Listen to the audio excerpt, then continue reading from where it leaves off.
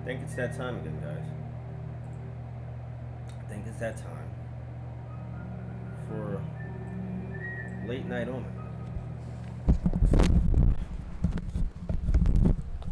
This is Johnson.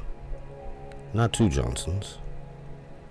Just one Johnson.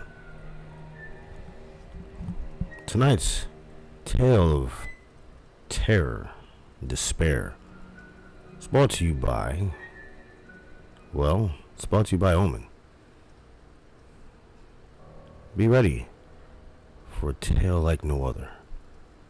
Scares for the mind. Be warned. This language is not for children under the age of 18, 13, depending on how you feel. You have been warned, and thank you. This has been Johnson. Not two Johnsons. Just one Johnson. What up, folks? What is going on? Late Night Omen. That's what's going on. I promise not to keep you for too long. I'll try to make this as painless as possible. I've got some snacks, candies, sour candies. I love them. They love me. They always have.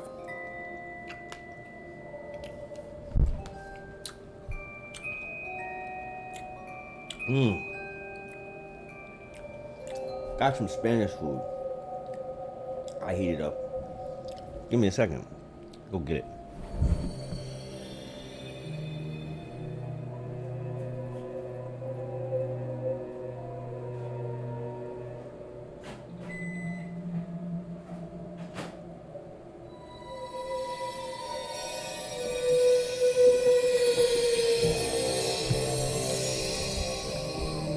Freaking cat is freaking out. I don't know why exactly, but he is. Sorry about the light and background. You guys are just gonna have to deal with it for a little while. Actually, no, you don't.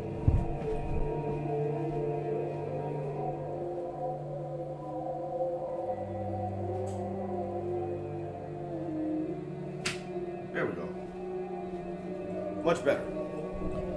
Much better. Wouldn't you agree? I guess you would.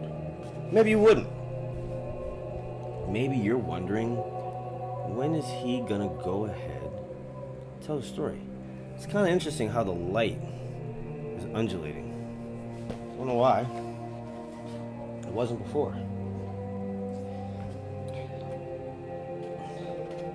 Now you probably are wondering, what tale do I have for you today? Well, it's a terrible tale. Terrible tale. I almost don't want to tell it to you guys. I'm afraid. Once you hear what I'm about to tell you, you're not going to be able to unhear it. I want you to understand that. Your life will be forever changed once I share this information with you.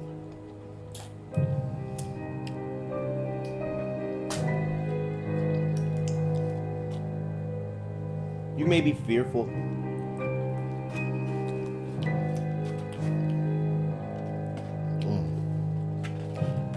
But there's no need to be scared.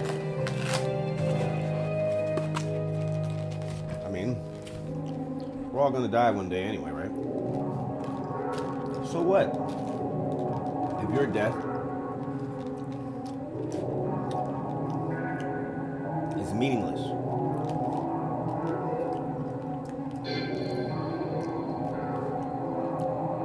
this shit is delicious.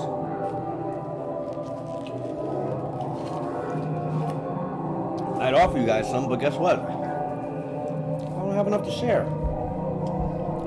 So, technically, I can't offer you any. But I would, if I could.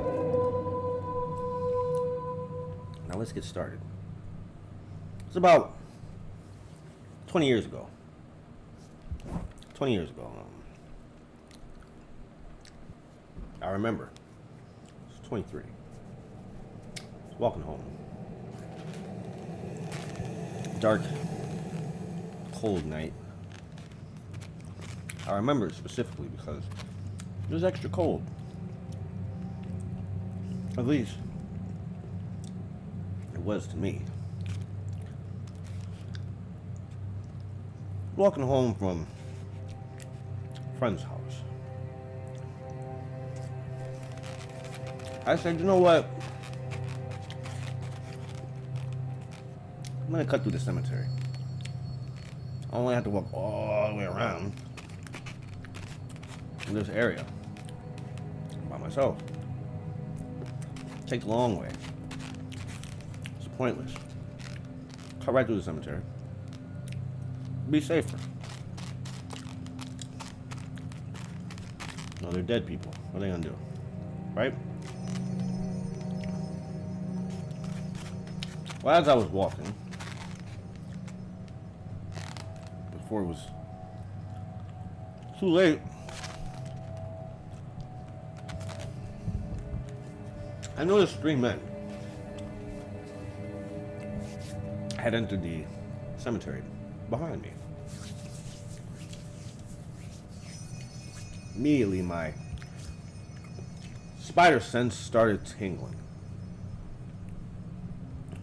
Saw a spider panda swing by on a tree. Reminded me immediately that there was danger nearby. So, I decided, like any other normal human being would, to stop and confront the 3 gentlemen that were following me. Hey, what's up, guys? What am I could help you with? Yeah, motherfucker, run your shit. Damn. Now, of course, there's a couple of guns involved.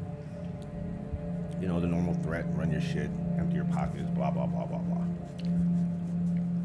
Well, here's where the shit got funny. Not for anybody, actually.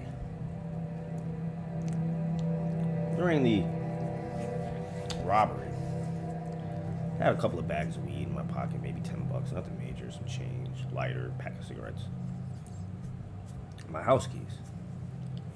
As they're taking my stuff, take my house keys, and they threw them into the darkness of the fucking cemetery. I'm like, damn, these guys are dicks. Now here's where the story takes a terrifying turn for the worse. For all of us involved. Especially for them. I'm not lying to you. Excuse me. I'm not lying. I got my keys back. But I didn't have to go looking for them either. Something, or maybe someone lurking in the darkness, threw the keys at the person who threw the keys in the first place. Hit him in the face with them. BAM! Now, of course, when he gets hit with the keys, one of the ones holding the gun on me, like, you know, jabs it into me. Oh, dude that got hit in the face with the keys looks towards where the keys came from. You know, cursing, talking shit. He stops saying anything and just stands there for about a good 5 seconds. Like, just like he was terrified of seeing something. I didn't see what he saw. But he ran. He dropped everything that he had taken out of my pockets and hauled ass. One of the other dudes who was kind of standing to the left of me, one is standing like behind me, and then there's one standing like kind of to the left of me, he takes off running. The last dude is, you know, trying to, I don't know what he's trying to do. You know, he's still threatening me and shit. I'm like, dude, I didn't do anything. I've been standing here with your gun in my back. I didn't say it like that, but you know what I'm saying. My shit's on the ground. Grab it and take it if you want it. So he goes to get the stuff. Obviously, he's not fazed by keys flying out of the darkness and his friend running away in terror. At which point, a rock comes flying out from the darkness, mind you. I still don't see where any of this is coming from. There's trees and shit in the cemetery, so I'm thinking it's probably somebody behind a tree. They're being nice because I'm getting robbed. You know, that's fucked up. Well, bam. He gets hit with the rock. He gets up, turns around, looks towards the direction where the rock came from. He drops the fucking gun. Bam! Out the cemetery. Now I'm thinking to myself, this is perfect. I get all my stuff. Plus, my keys aren't lost and I get this gun. Right? Win-win situation for me. So I go over, I'm picking my stuff up, putting it back in my pockets. I go to pick up the gun, right? And something said, don't. Just like that, just don't. I look up and see what made this scare me is because the voice didn't come from any particular direction. It wasn't like it came from the left or right. It just was everywhere and nowhere all at the same time. If you understand what I'm saying. It was like it was in your head, but not in your head. You know what I mean? Anyway, so I stopped. Obviously, I'm looking around for who said don't. I don't see anybody. I go to pick it up again. As I'm going to pick it up, and I know you guys don't believe me, and that's fine. I can accept that. But as I go to pick up the gun, it slides like 5 feet towards the darkness, like near a tree, but going towards the darkness, like where it's just like unnaturally dark. Like this spot of just darkness. Couldn't tell if it was a shadow, a tree, a dark thing. It was just more dark than the darkness around it. It was like dark. And the gun had slid like right in front of this darkness. So I look at it, right? I'm looking at it like, is that a person standing next to the tree? Is it a shadow hanging off the tree? I'm looking at the way the light is shining, and it's like, no, the light is not shining. Like, the light is hitting the darkness and disappearing. I can see a shape, an outline. It didn't look human, didn't look animal, just was a shape of darkness, just darkness. And it moved. Of course, I'm still looking at it like maybe the wind rustled and leaves and the shadows changed. As it moved, it sort of formed, arms and stuff. I didn't see hands or facial features or any kind of feature. It just took shape of something with arms and legs. My heart fell right into my stomach. Because as I'm standing here frozen with fear, this thing says to me again, I said don't. At which point, I felt like my heart stopped. Or started beating so damn fast I wish it would stop. All I know is I realized, yeah, there's a heart in her chest and it's not doing what it's supposed to do. I wanted to run, but I couldn't. For some strange reason, my legs would just not do what my brain told them to do.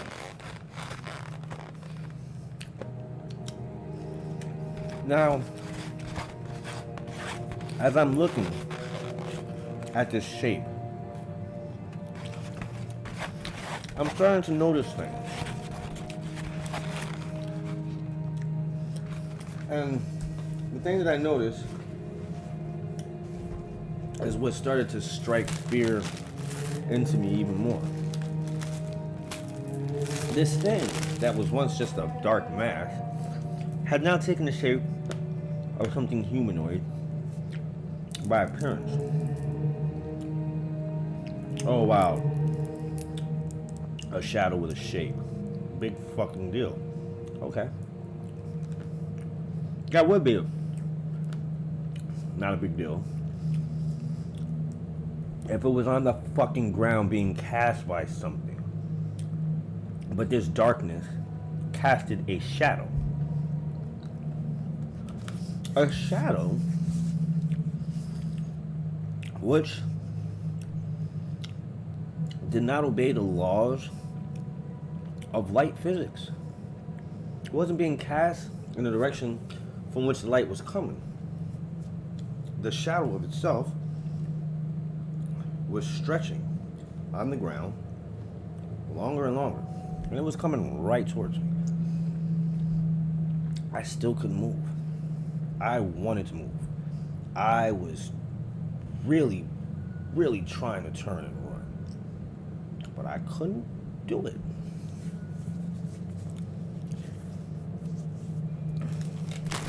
As the shadow got closer, as it actually reached me,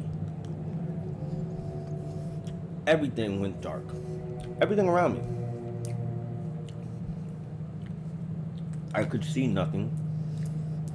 I could hear nothing. But I could feel fear. This thing was fucking mad. It was very mad. And I think what angered it was my disrespect. I mean, it potentially saved my life. And all it asked me to do was not take the gun. But I didn't want to listen. In that moment of being enveloped in this complete darkness with the most terrifying fear that I had felt, because it's like I'm telling you, I'm walking. I'm in a cemetery, which is in the middle of the city.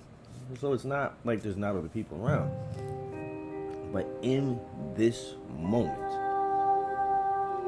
I was completely engulfed in darkness.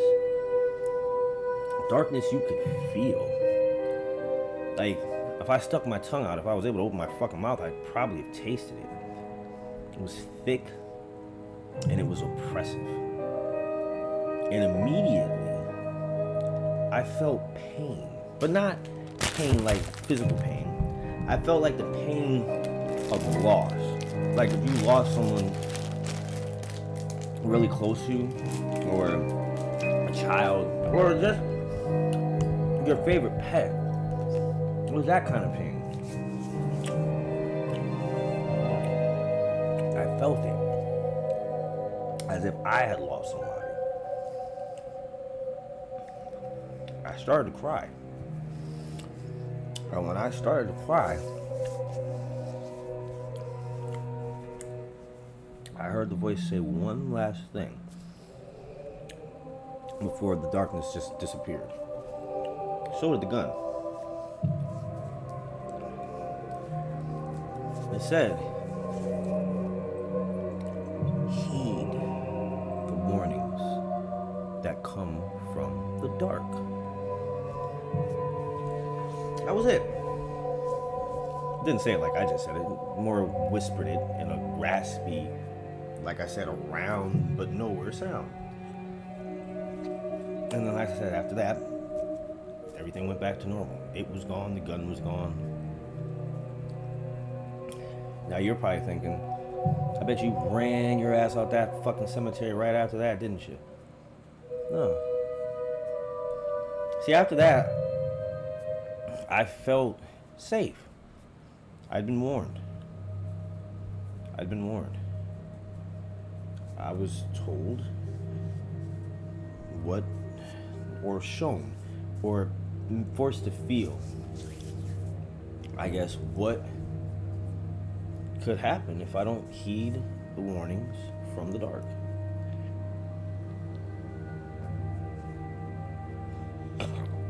Excuse me.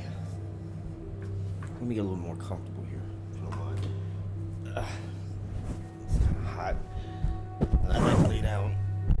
My shoulder and my back are killing me. I'm old. And I got these pinched nerves in my neck, and they've been kind of giving me shit today. So, I'm sorry for those of you who are like, oh, this guy's laying down and getting all comfortable and shit. Well, yeah, I am. Yeah, I am. Now, like I was saying, I made it home. And I've been trying to heed the warnings from the darkness ever since.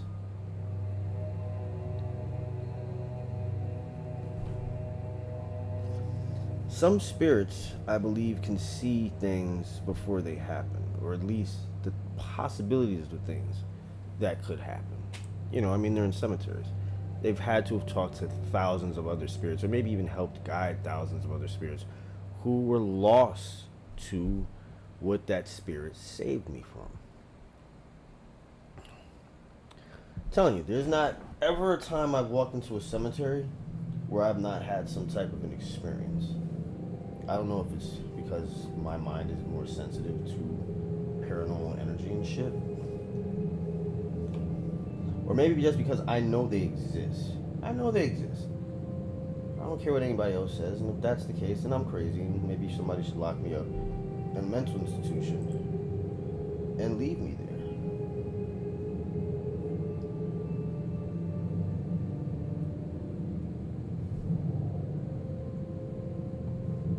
Or maybe not. Now I know I said maybe I was gonna eat tacos, but I just ate that Spanish food and it's rice and beans with extra beans and some delicious, I want to say it was pork, but it could have been beef ribs. Whatever it was rib meat.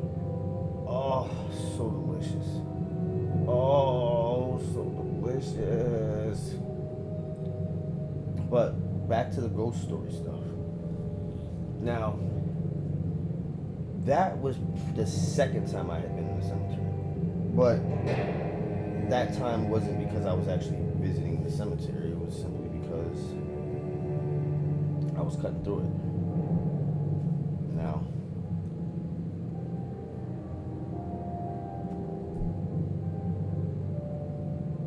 for those of you who don't believe in spirits and ghosts and things of that nature, well, check out my TikTok channel. If that reality ripple is real, well then, it's real. Ghosts are extremely real, and spirits and energy are definitely real. Residual energy is real. It's real. This freaking apartment is full of it. I see them walking around all the damn time. There's like 3 or 4 of them, and that's not including the old man who likes to electrocute me with stuff that shouldn't electrocute me, and Camilla, who plays with the cat or puts him to sleep. Usually cats are up. Well, he's usually up in the middle of the night. Maybe he's gonna do his normal wake up at 3 o'clock in the morning thing and drive me crazy until 5. Then bounce, disappear for like, you know, hours. And then come bouncing out here at like, you know, early in the morning. Like, hey, it's me, Ramsey, it's the cat. What's going on, buddy?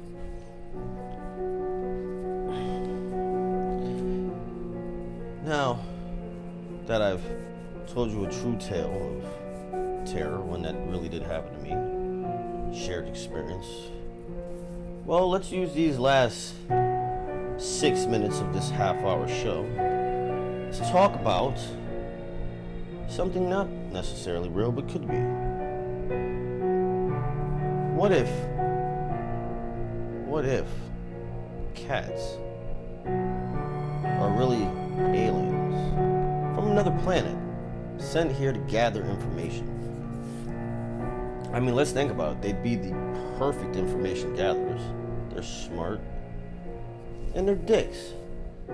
So, you know, they force us to show our true colors, what we're capable of doing, what we will and won't do. You've got to admit, dog owners are more apt to treat their dogs like children and family members than cat owners. I would say 25% of cats are usually taken for 2 reasons. A, because you want to feel good about helping something. Oh, let's go adopt a kitten, they're cute. Then, You know, they start tearing up your house. You don't get it neutered. He sprays things. Always wants to fucking fight you. Can't walk around the house without it attacking your feet. You know, they can be total terrible dicks. But in this, their mission is simply to report back to the overlords progress of man. Their experiment. Yeah, that's right. Their experiment.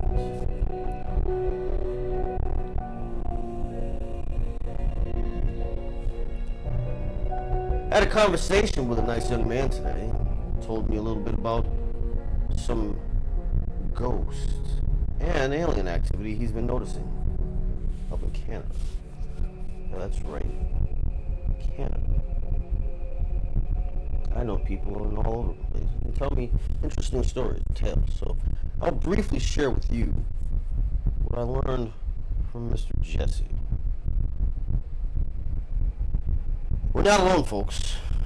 We're not alone. How do I know this? Well, Jesse told me himself. This teacher, university, 4-foot tall guy, bald. Carries a huge briefcase. Smart as shit. He's a little gray. Just a little gray.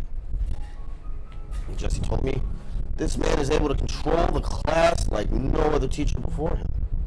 They love this guy. He walks into a classroom, everybody's... He just gives them all a look. Immediately, they fall silent. Everybody in his class, straight A students. Even the dumb fucks are getting A's. And he's not just giving them A's. They're learning. They're learning. They're being molded. Molded. For what, you say? Well, through Jesse's contacts with the Intergalactic Council, well, guess what?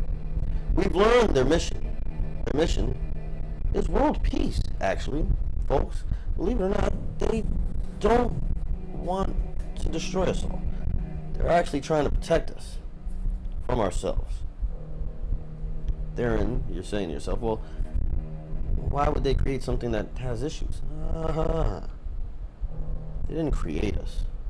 They kind of egged evolution along, let's say, down a separate path from their predecessors. Terraforming project. They lost the war on Mars 10,000 millennia ago and have been looking to rebuild their civilization. We were tools at first. Our predecessors created us simply to terraform this planet. That's why we've been destroying the atmosphere and making it more livable, and hot and steamy if you're thinking about it. We're turning the whole entire world to a giant, huge rainforest. Humidity levels, heat. I mean, let's not joke around, people. It's happening around the world. Strange occurrences. Mind-boggling. Mind-boggling, right?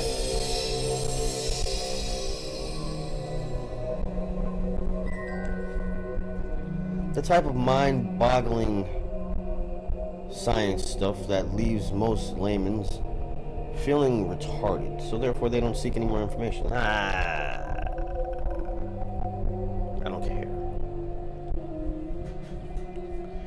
Now, listen, folks. I have about 1 minute left here. That was just a tiny little thing to take us out. I had 7 minutes. I don't want to get into a whole full story. But yes, there are aliens, and we're their experiment. And first they wanted us to terraform the planet, but then after the war happened. Now remember, you're saying, oh, terraforming, that's so stupid.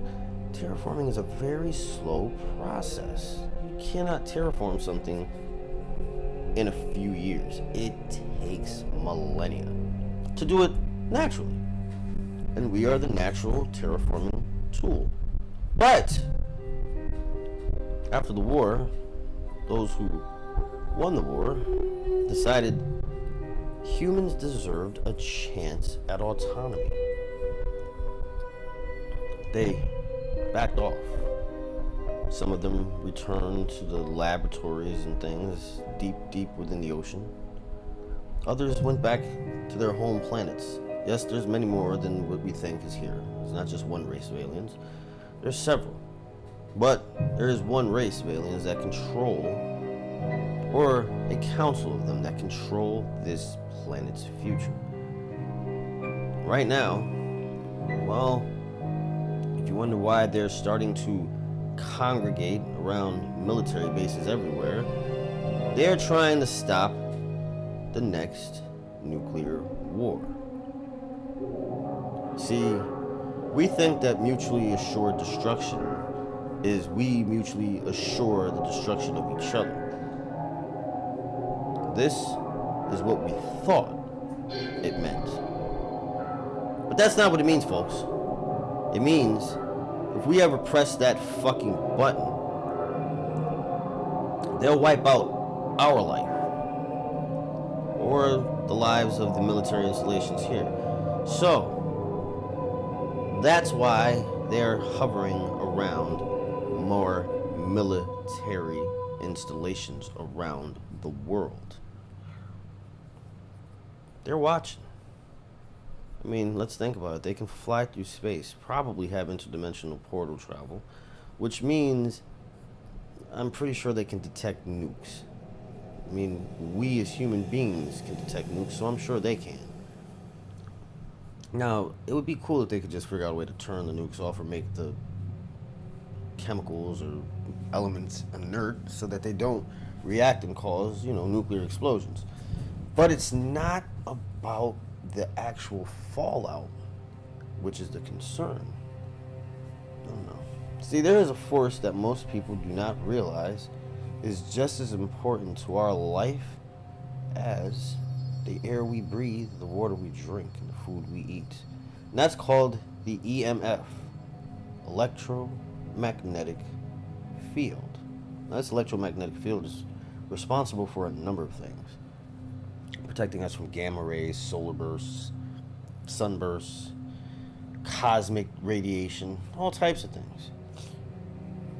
Now, a nuclear weapon gives off a huge electromagnetic pulse, one capable of pretty much fucking the electromagnetic fields, which are essential to life on this planet. From things as simple as tides to the way things grow. Shit, you could even affect the rate of the Earth's rotation. You shoot off enough fucking nukes, maybe slow it down, or speed it up, or who knows, maybe set off all the volcanoes. It's a delicate balance, one that has to be maintained. And I've gone over by 3 minutes. So, thank you for joining me for Late Night Omen. Now, join me at 3 o'clock a.m. if I'm still awake when we discuss ghosts. Let's see how much activity is going on here. You may not be able to see it because, like I said, this isn't a handheld camera, so it'll be difficult for me to be able to show you what's happening as it's happening. But